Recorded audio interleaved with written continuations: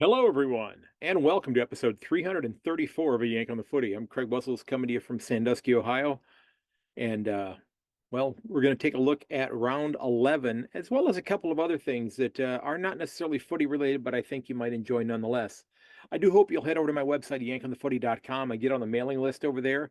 And if you enjoy the podcast, I hope you'll also consider leaving a 5-star review there as well.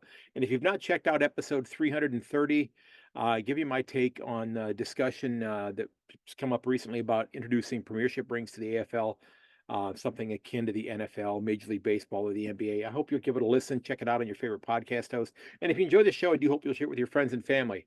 Now, before I dive into the footy, I do have to take a moment and give a shout out to my wife. No, she still has not watched a second of footy ever.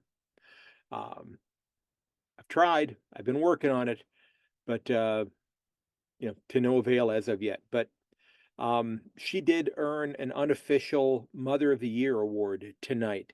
As many of you know, our kids are both out of the house. We're empty nesters. One that's a school teacher, one that's a lieutenant in the United States Navy. Neither one of them live nearby. But back when my son was in school, he had this huge love for baseball. And I think arguably his favorite player of all time was a guy by the name of Bob Feller. Now, if you happen to be here in the United States and you've been a baseball fan for a number of years, Bob Feller played from the mid to late 1930s into the 1950s. And arguably, he was one of, if not the best right handed pitcher to ever play Major League Baseball. Now, he missed 4 years of his career because he left baseball when World War II broke out, became, I believe, a gunner's mate on a ship called the USS Alabama throughout World War II.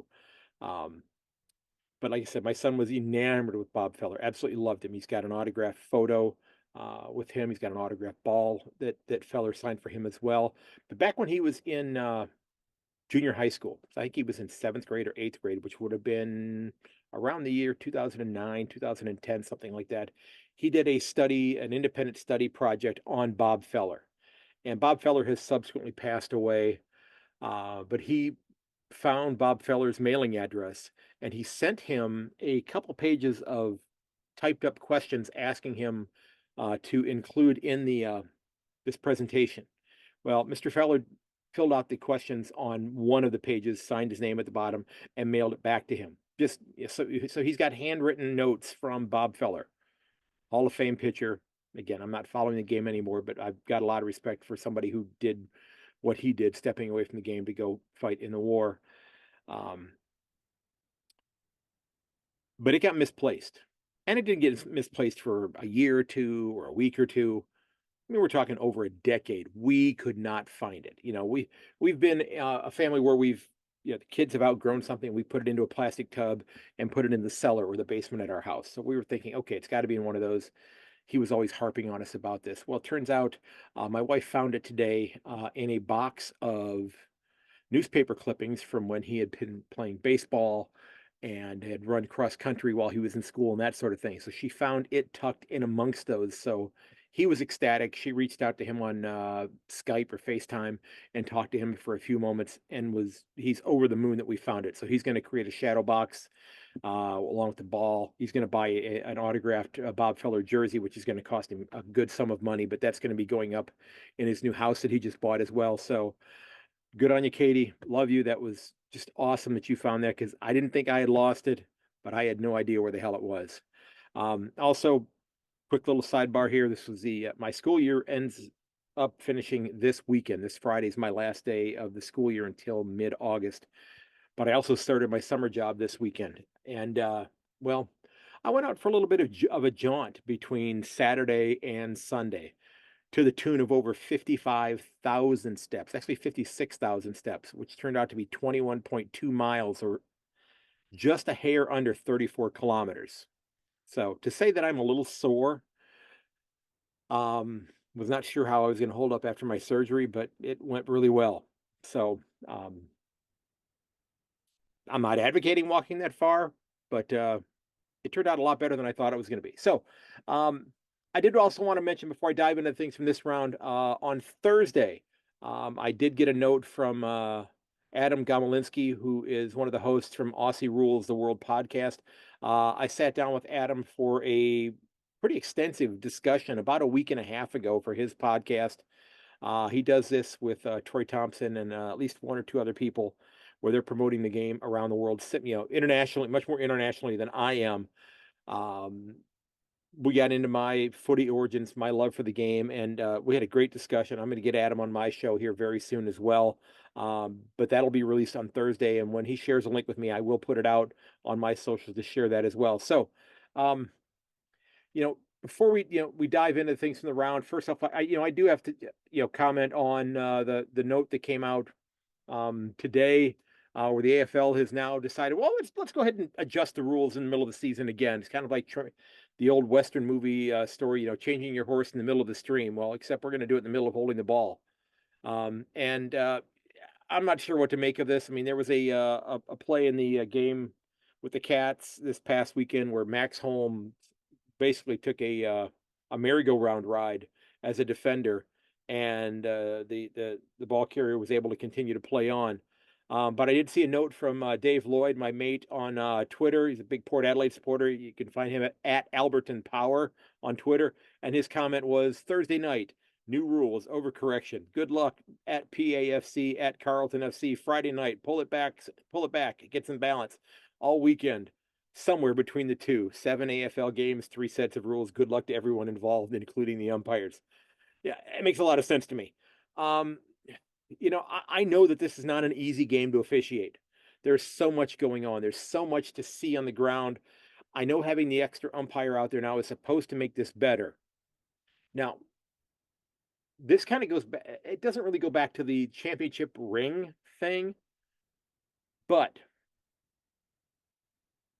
I have to wonder, and I'm just going to put this out there, and I don't have this in my notes, but I'm going to put this out here just because I'm really wondering, we rely on the umpires for votes for the Brownlow. Is that putting, and we love to absolutely excoriate umpires when they do a bad job. Going back to baseball really quickly, Angel Hernandez, the worst umpire in the last 30 years of Major League Baseball, retired effective immediately. I think he probably was forced out. They bought him out. He was considered a minority, so the league was afraid to dismiss him, even though he was a terrible umpire.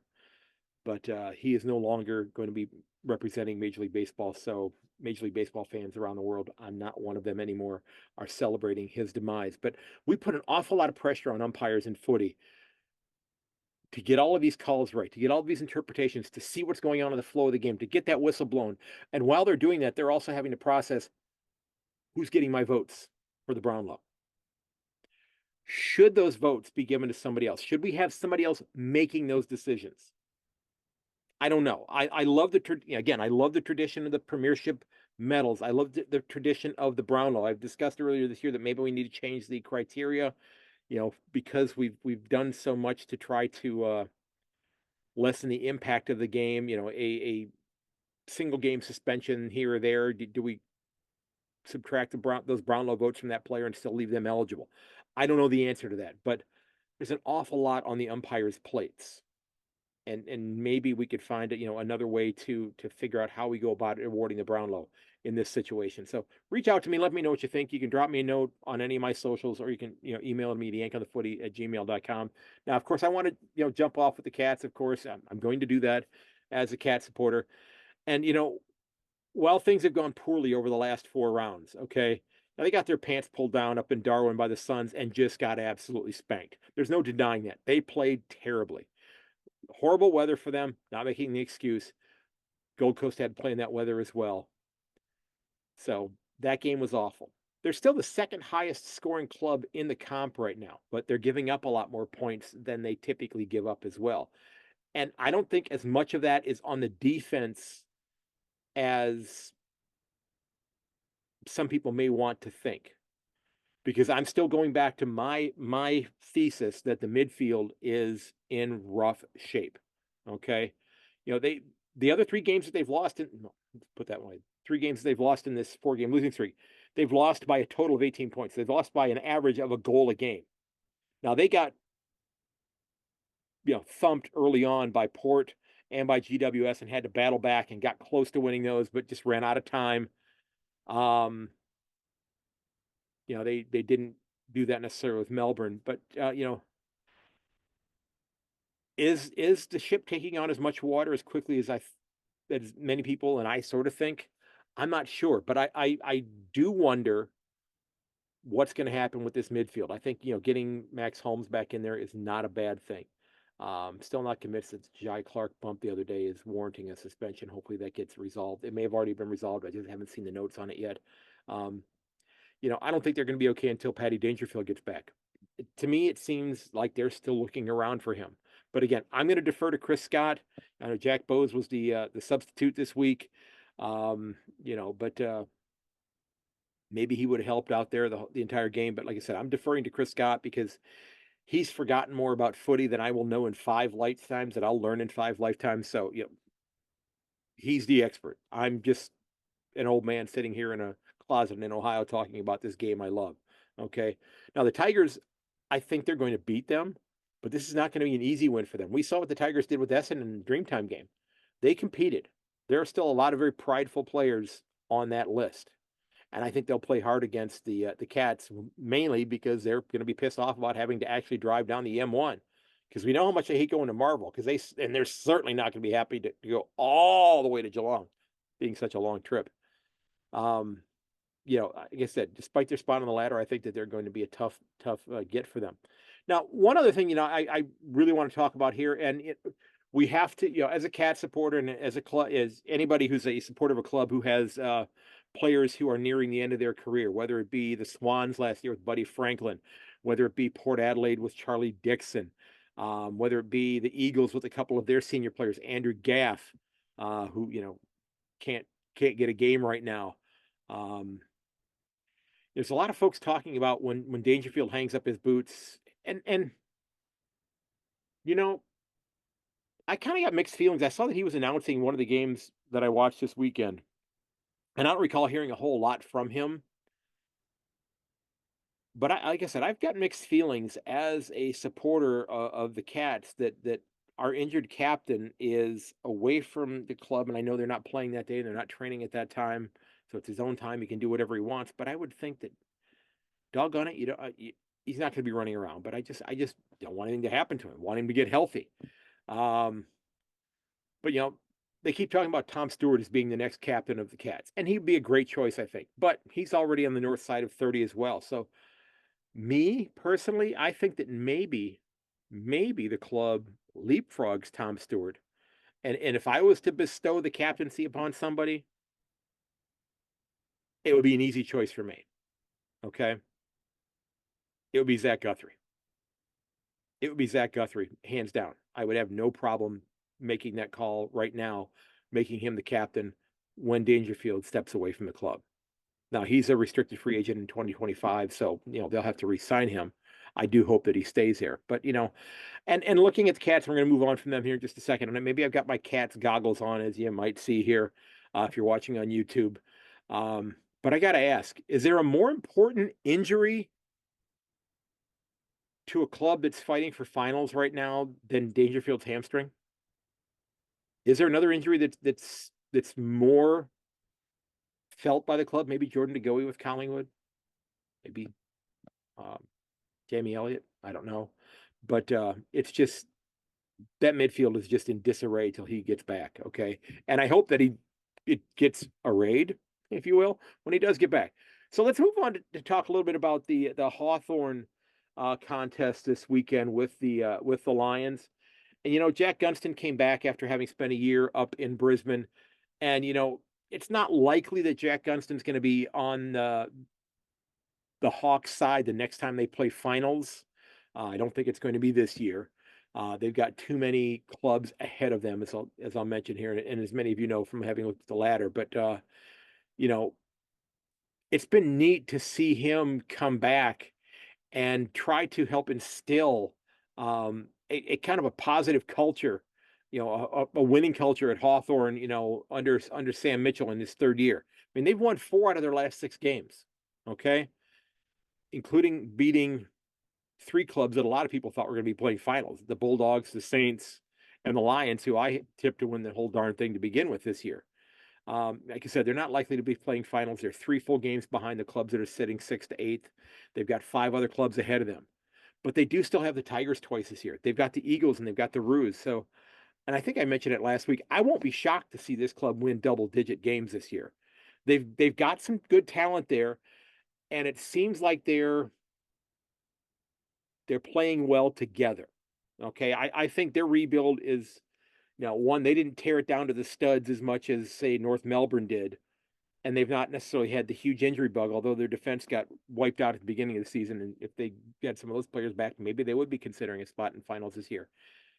But I think Hawthorn is a club whose glass is definitely halfway full and filling, okay? Which takes us to a club that is just unlike the Hawks, and that is St. Kilda. They've dropped 6 of 7, and the only club they beat in those 7 games, North Melbourne, and they beat the Tigers before that. And their only solid win was round 2 after they dropped a game to the Cats. They came in and beat the Magpies by 15. Okay, the D's had 21 free kicks. The Saints only had 10. Max Gawn was dominant against Rowan Marshall with 34 hitouts to 16. Full disclosure, Rowan Marshall was my first-round pick in my fantasy league here with the other 11 guys here in the U.S. that are in the league together, and he's been pretty darn good for me this year. Now, there are some really solid pieces with the Saints, but they are still very slow to move the ball forward. They certainly could use some help with Max King. Not saying that they need help to make Max King better, although it would be, he could certainly be a better player than he is. But they need more help to go alongside Max King is what I was trying to allude to there. Okay. Because a lot of clubs can just focus right on him, and Jack Higgins is gonna score from them from time to time, but it's just, this is a club that needs more firepower, and they need to be more aggressive offensively. It starting to look an awful lot like Fremantle did the last couple of years that Ross Lyon was out on the West Coast. Okay. Now, the Dreamtime game, absolutely wonderful. It was a beautiful. I love watching the Welcome to Country programs and hearing the comments. Again, I'm not looking at the politics aspect of it, but it's just neat to see. I like the cultural aspect of things. Okay, being a social studies teacher, those kinds of things are interesting to me. And let's be honest here, Jake Stringer, Kyle Langford have become a very formidable pair for this club.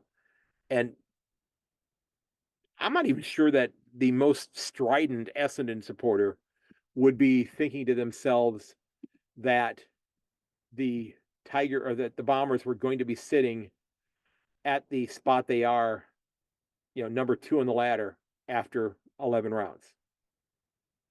I'll be honest, I don't think any Bomber supporter thought that.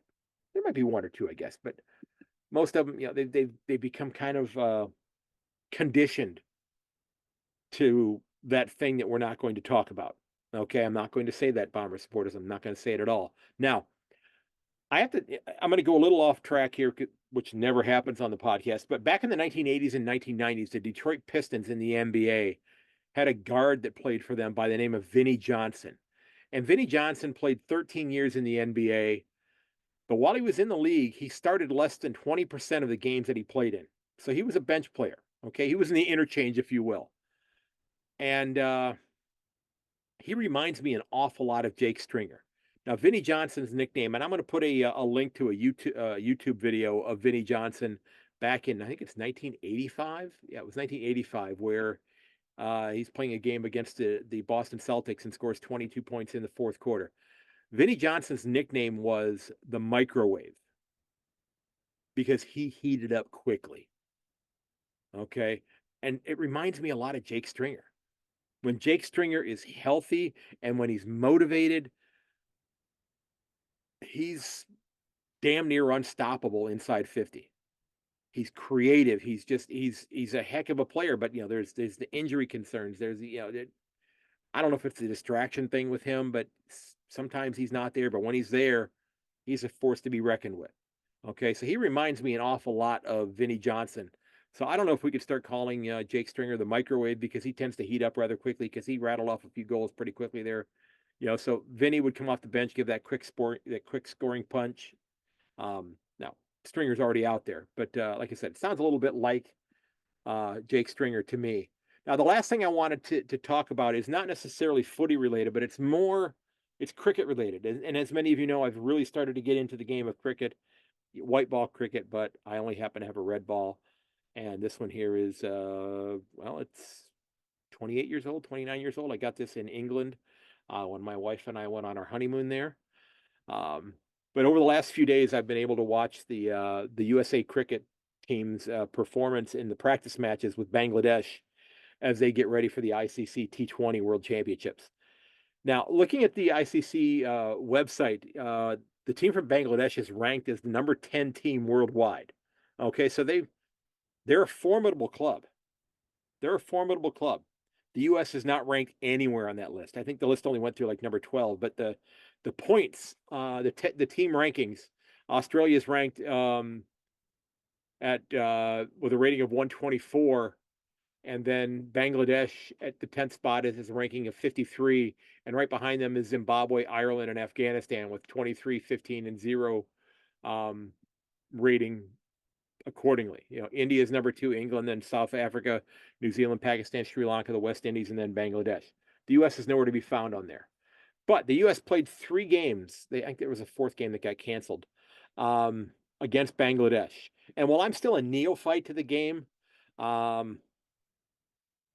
think I'm smart enough to know that that this is going to be a great experience for the American side. They're probably going to get thumped a couple of times. They're going to take their lumps, but they did win 2 out of 3 against Bangladesh. And cricket is starting to get a small foothold. I think you could argue it's a bigger foothold than, of course, than Australian football is here. We do have the US AFL, which has been around for several decades, but those are all amateurs who are playing the game for fun. We've got Major League Cricket here. Okay, we've got the ICC World Championships coming here and the West Indies. They built a 30-some thousand seat temporary arena up in Long Island in New York City. They've got this new facility that they built down in the Dallas area, which I think when they finish constructing it's going to be pretty decent. I'm assuming they're going to be building stands around this thing. I know there's another one that's down in that general area where the Major League Cricket plays about half of their schedule there, and then the other half near Raleigh, North Carolina. But in that first contest, the U.S. won by 5 wickets, 156 over 5 to 153 over 6. Corey Anderson and Harmeet Singh combined for 67 runs on 38 balls, which is pretty impressive. They had 2 4s and 5 6s combined. Singh had 4, he bowled 4 overs, gave up 27 runs, while Stephen Taylor bowled 3 overs and only gave up 9 runs and captured 2 wickets. So pretty impressive performance in that first matchup. And again, not terribly high scoring. You're going to see the scoring is going to continue to kind of slide down a little bit. Now, in the second game, the U.S. won by 6 runs, 144 over 6 to 138. And I'm going to work on this name here. I only heard it mentioned once during the game, and I'm probably going to butcher it, but Shadley Van Schalkwyk. He bowled 4 overs, surrendering only 21 runs and taking 2 wickets. And Ali Khan bowled the last 3.5 overs. He took 3 wickets, surrendering 25 runs. And the opening batters, Stephen Taylor and Mayank Patel, combined for 73 runs on 66 balls. They had 7 4s and 3 6s between them. So a pretty decent performance there. But Bangladesh came back and just absolutely crushed the United States in the third game, okay, in the third practice match. The U.S. Scored 104 for 9, and Bangladesh 108 runs, no wickets. They finished in the 12th over, okay? And Mustafizur Rahman, he bowled 4 overs, surrendering a total of 10 runs in 4 overs, and took 6 wickets on his own. The U.S. offense was scuffling. They were not good at all. But the opening 2 batters, who were the only 2 to bat for Bangladesh, Tanzid Hassan and Surmia Sarkar, combined for 101 runs with 9 4s and 5 6s. So they took their lumps in the third game, but I think this is a great experience, and I believe they've got a couple more practice games coming up here fairly soon. Let me see if I can find that here. The 29th, on the 30th of May, which is coming up on Thursday, the U.S. is playing Nepal back at Grand Prairie Cricket Stadium in Dallas. And again, it's a new stadium. There's a lot of temporary facilities on the outside of it. Then on the 1st of June, they play their first official match against Canada back at the Grand Prairie Cricket Stadium in Dallas. And again, there's not any permanent seating there at this place. Not even really temporary seating. There's a lot of standing room. The media centers are both converted transport boxes you would see on like a cargo ship, container ship, a couple of containers. So Bangladesh and India play a warm-up match on the 1st of June. So the U.S. and Canada play the first actual match. Okay, and then the second match is the West Indies and Papua New Guinea. And as many of you know, Australia gets started not until match number 10 when they play against Oman coming up at 8:30 in the evening on the 5th of June here. So I'm pretty stoked about that. I'm still watching. I know the IPL is finished, but I'm still watching that season as well. I'm about halfway through the season. I've just been, there's only so many hours in the day between footy and my job and wanting to watch as much cricket as I can. I'm watching that one as we slowly go along there. So there's my take on round 11 and a couple of other things going on as well. I'd love to hear from you. Who do you think is going to win the ICC T20 World Championships? I think a lot of people are thinking that Australia is going to be there.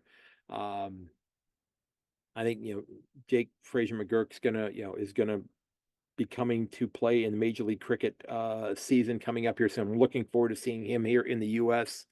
That young man just absolutely mashes the ball. He absolutely does.